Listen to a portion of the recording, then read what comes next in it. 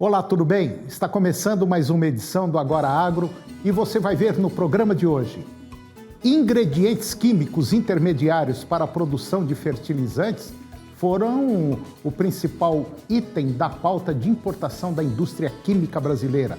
Forte retração no mercado suinícola se deve ao enfraquecimento dos mercados internos e externos.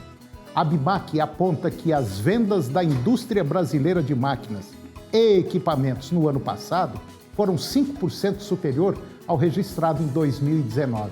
Safra recorde de grãos no ano passado impulsionou a demanda por fretes no setor agrícola. E vamos falar sobre a sustentabilidade dentro do ambiente fabril, mais um overview de um ano de fábrica, ou seja, uma visão geral da fábrica. O Agora Agro já está no ar.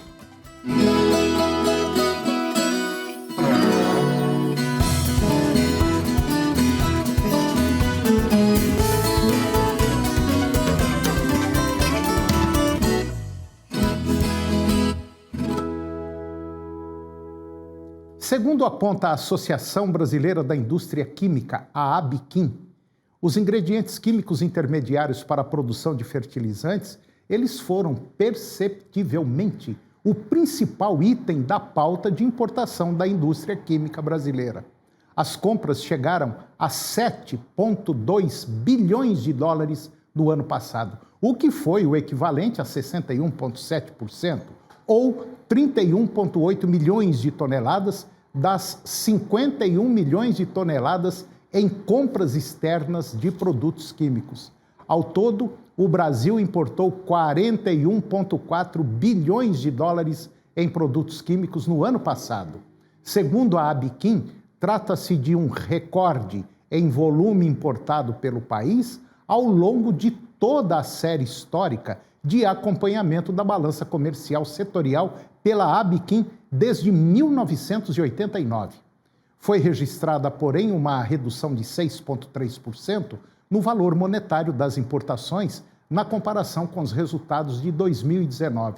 Por outro lado, houve uma significativa elevação de 8,2% nas quantidades físicas adquiridas, em especial, tendo em vista as graves conjunturas econômicas global e nacional decorrente da pandemia de Covid-19.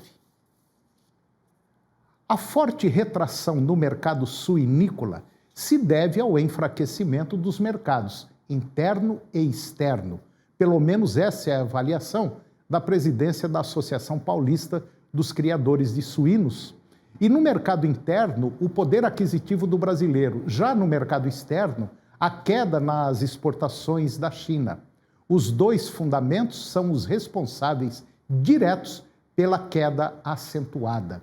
Os preços do suíno vivo no mercado independente despencaram até 20% na segunda quinzena de janeiro. Isso de acordo com dados das bolsas regionais. As maiores baixas ocorreram em Minas Gerais e Goiás, que adotam a mesma cotação, onde o suíno chegou a R$ 6,00 o quilo vivo. No dia 11 de janeiro, quando a suinocultura industrial fez o último levantamento, o preço era de R$ 7,50.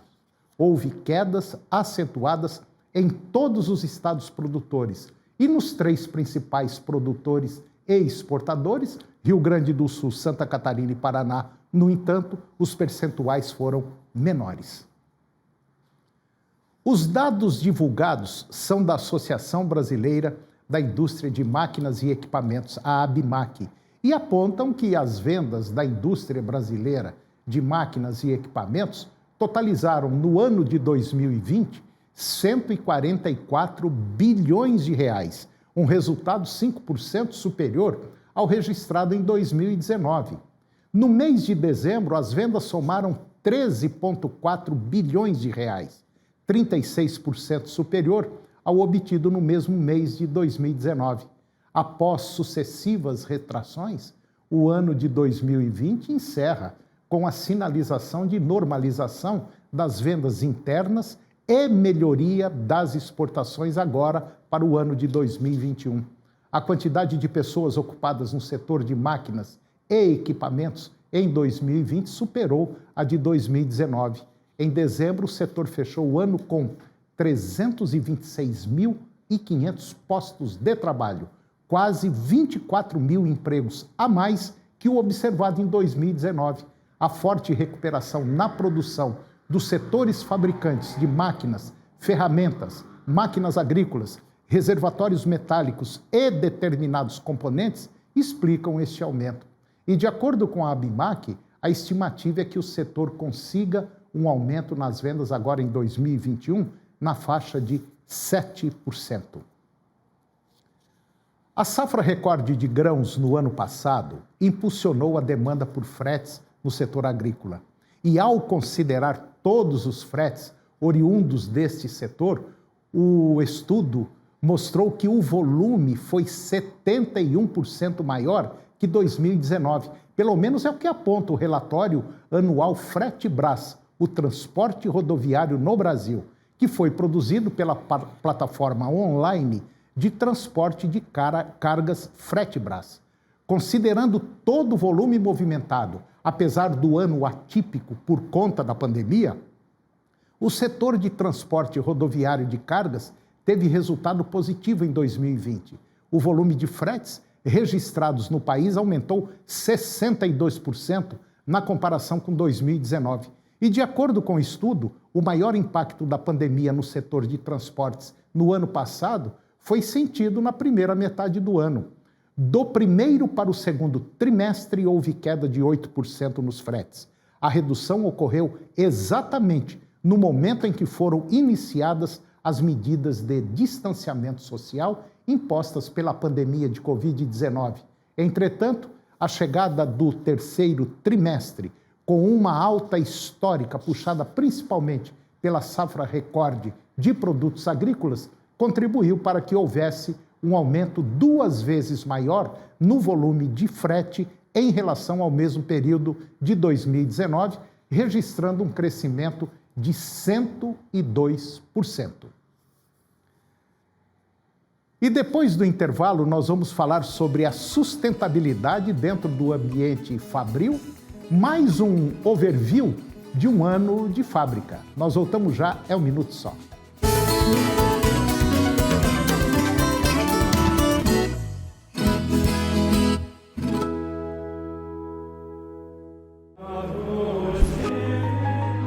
E tudo que pedirem com fé na oração, vós o recebereis. Pai nosso que estais nos céus, santificado seja o vosso nome, venha a nós o vosso reino. Ave Maria, cheia de graça, o Senhor é convosco.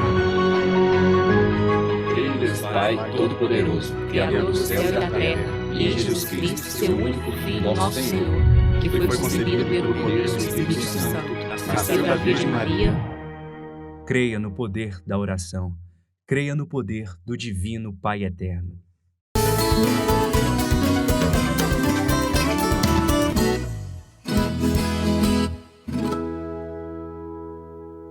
Eu vou conversar agora com Mariana Beckhauser. A Mariana ela é a CEO da Beckhauser, ou a diretora executiva, a presidente, talvez da maior empresa de contenção de produtos utilizados dentro da pecuária. E nós vamos falar sobre um tema interessante. Nós vamos falar sobre sustentabilidade dentro do ambiente de uma fábrica e vamos falar também sobre um overview de um ano de fábrica. O que foi que aconteceu com as fábricas aqui no Brasil durante a pandemia. Mariana Beckhauser, é um prazer tê-la novamente em nosso programa para falar de um tema interessante, um tema que mexeu com muita gente, que é, vamos dizer assim, a situação geral de uma grande fábrica, né? E também vamos falar sobre sustentabilidade. Tá tudo bem com você? Tudo jóia, Toninho. Obrigada pelo convite. Prazer estar aqui contigo. Mariana Beckhauser. Não só o Brasil, mas como basicamente o mundo todo, passou e vem passando por uma experiência, eu diria, desagradável até certo ponto, mas importante para o crescimento empresarial, para o crescimento profissional, que foi essa pandemia, e que mexeu com a cabeça, que mexeu com a estrutura, mexeu com todo mundo. Na sua visão, você que é a diretora executiva, a presidente, a CEO, talvez da maior empresa de contenção da América do Sul, da América Latina, como é que você sentiu esse meximento no mercado brasileiro? Olha, Toninho, foi um ano bastante desafiador realmente, né? Teve todo esse lado difícil de lidar da pandemia, tanto no reflexo de gestão de equipe, porque a gente teve que armar um cenário de, né, vários controles novos, um cuidado extremo, uso de máscara, álcool gel, testagem de equipe periódica. Então, trouxe um desafio adicional para a gente lidar. E fábrica não tem como trabalhar. Nossa equipe de administrativo até foi para o home office, mas a fábrica não tem jeito, né? Transformação tem que ser pondo a mão mesmo. As máquinas para operar tem que ter gente aqui. Então, teve esse desafio, teve um desafio de cadeia de suprimento, né? O mercado ficou desabastecido em muitos itens, os preços oscilando demais, um absurdo. A nossa matéria-prima base, que é aço e polímero, as duas sofreram muito, o reflexo continua extremamente difícil de lidar, mas é como você disse, isso nos traz um aprendizado. Tive até uma reunião com o parceiro hoje, a gente estava conversando sobre isso, porque, por outro lado, o mercado agro aqueceu muito. Esse número da BIMAC que você trouxe agora há pouco, né, de crescimento, o nosso em especial, foi acima dessa média da BIMAC. A gente, no acumulado do ano, a Beckhauser cresceu mais de 30%, e no segundo semestre a gente chegou a dobrar nossa produção média mensal. Isso para o primeiro ano de planta fabril nova. Então, acho que dá para imaginar um pouquinho o tamanho do... Né? Foi um ano animado aqui, a gente realmente não conseguiu parar, porque não deu tempo de assentar a mudança, a gente já teve que dar um próximo passo de crescimento. Mas foi um aprendizado incrível, a gente aprende a lidar com a situação, e aí em algum momento a gente começa a respirar e está pronto para o próximo desafio, que não seja uma pandemia desse tamanho, mas acho que trouxe bastante coisa para a gente entender do próprio fluxo do negócio e se reorganizar para trabalhar de outra forma. Pois é, você falou um ponto interessante, que eu acho que mexeu com muita gente no seguinte sentido: para uma boa parte do segmento produtivo brasileiro, muita gente imaginou, agora lascou, como diz no linguajar comum. Agora a coisa parece que vai para o brejo, e de repente, quando você acorda, você teve um crescimento de 10, 15, 20, 30%. Foi como você explicou agora. E muitas empresas, principalmente do agro, tiveram esse crescimento. Foi algo fantástico. E eu digo sempre que o Brasil tem uma facilidade de recuperação muito grande, muito forte por causa do agro. Quer dizer, hoje o agro, eu considero o agro brasileiro como a China é na parte industrial. Quer dizer, nós temos que dar um valor maior ao setor produtivo agropecuário brasileiro, porque é ele quem é o esteio da nossa economia.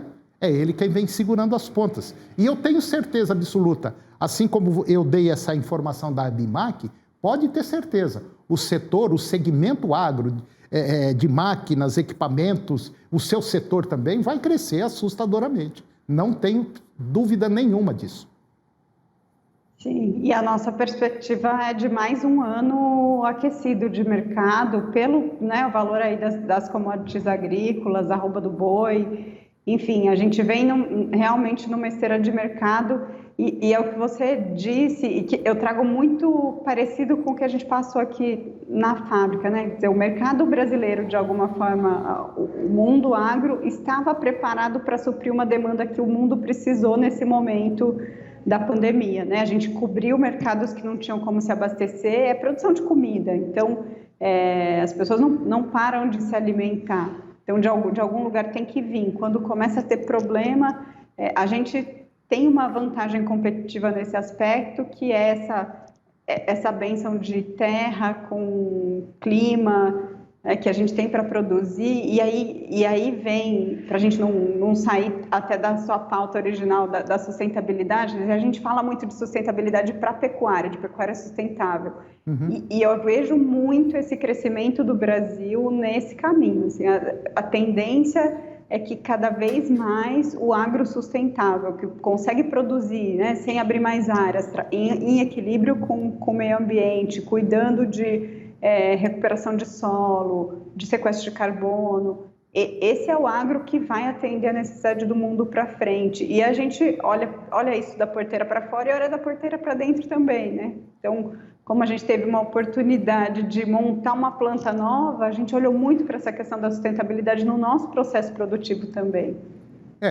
Eu fiquei até surpreso, confesso que eu fiquei surpreso, porque a Beckhauser agora recentemente saiu de um lugar e foi para outro, um lugar provavelmente bem maior do que era, para poder dar conta do recado, das entregas que tem que fazer e do mercado que está aquecido. Isso vamos dizer assim, é o retrato fiel de uma empresa séria, de uma empresa organizada, que tem todos os seus problemas que qualquer empresa tem e hoje está aí despontando como talvez a maior aí da América do Sul, da América Latina.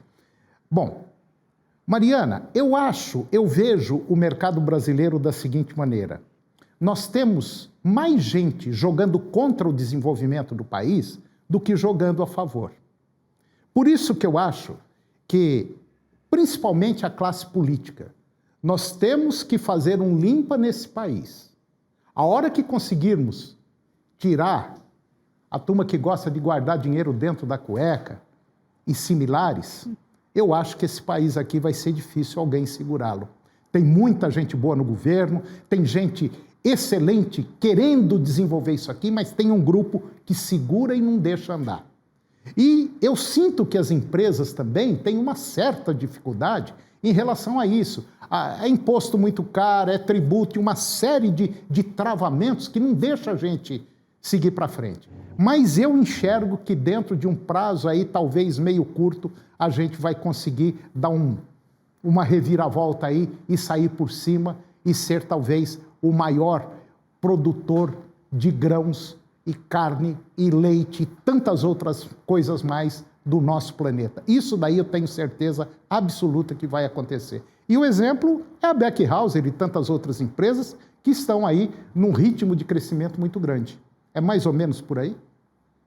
Eu acho que é muito também a gente olhar para dentro e para o nosso entorno e entender o que a gente pode fazer, né? Não precisa a gente sentar e ficar reclamando, e sem dúvida, você tem razão, é difícil, o mercado brasileiro é difícil, a questão da regulação fiscal, da estabilidade, do custo de tributo, mas se a gente se colocar e olhar o copo meio cheio, né? Olhar todos os problemas, a gente entra numa inércia que não leva a lugar nenhum. Então, dentro do cenário que a gente tem, o que é o melhor que a gente pode fazer? Eu sou uma fábrica, a gente usa matéria-prima, aço, polímero são as principais matérias-primas. A gente fez esse caminho, o nosso original era madeira, que é um mercado de regulação mais difícil ainda, que dificilmente se compra 100% regular, se sabe que na cadeia sempre vai ter alguém fazendo alguma coisa errada, então a gente fez todo um trabalho para ir migrando a matéria-prima do produto, e a Beckhauser hoje, já desde 2016, introduziu desde 2007 o material, o polímero com o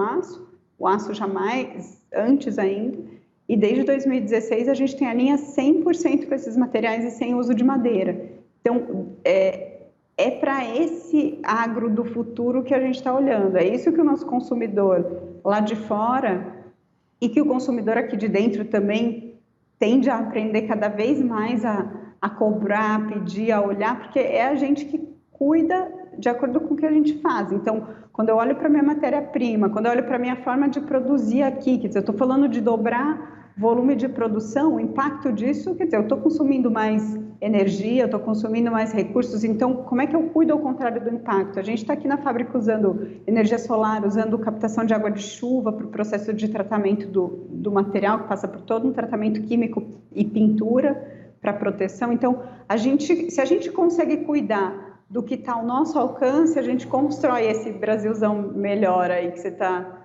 falando. Tem muita coisa boa de riqueza nata e que para a gente aproveitar é um pouco de cada lado. Não adianta a gente só cobrar de governo se a gente, empresa, não estiver fazendo a nossa parte, se a gente, como cidadão, não estiver fazendo a nossa parte também, né? Pois é. Ô Mariana, e o mais interessante de tudo é que você está gerando divisas para o seu município, para o seu estado, para o seu país e talvez o mais importante, dando emprego para muita gente. Que esse é um fator importantíssimo no nosso país. Mas deixa eu te fazer uma pergunta que eu estou assim meio encabulado e já querendo fazer já há algum tempo. Quantos anos vocês já estão na estrada? Quantos anos tem a Beckhauser? E você já foi avô, pai, agora você, essa sucessão familiar? Sim, são 50 anos, Tony. Nós completamos em 2020 50 anos de estrada. Nossa. Começou com meus avós na década de 70, né? Em 80, meu pai assume então a operação, praticamente recomeça o negócio, né? O negócio, enfim, teve seus altos e baixos, teve um momento de deu errado, teve que repensar, que recomeçar. Então, a gente também, nesses momentos como desafio da pandemia, a gente aprende muito com essa base também, né? Com as raízes. É verdade. Então, já passou tanta história em 50 anos que, quer dizer, é mais uma que a gente precisa passar e vai sobreviver, e vai achar como lidar com ela. Tenho certeza absoluta. Quem aguentou até agora pode ter certeza que vai aguentar mais algumas pancadas. Bom, eu conversei com Mariana Beckhauser, a diretora-presidente, a executiva, a CEO da talvez a maior empresa aí da América do Sul, da América Latina, em troncos de contenção para a pecuária. Mariana, mais uma vez, muito obrigado. Desejo a você, a sua equipe, a seus funcionários, a sua fábrica, sucesso, e eu tenho certeza absoluta que nós vamos sair lá na frente. Muito obrigado, ok? Obrigada, Tony, mais uma vez pelo convite, e que seja um sucesso para você noticiar aí, não só da Beckhauser, mas do agro brasileiro e mais esse ano. Se Deus quiser. Um abraço, querida. Obrigado. Tchau, tchau. E o programa de hoje chegou ao fim. E eu termino com a seguinte frase: experiência é o que você consegue quando não consegue o que queria. Um grande abraço, muito obrigado pela sua companhia, que o Divino Pai Eterno nos abençoe e até o próximo programa.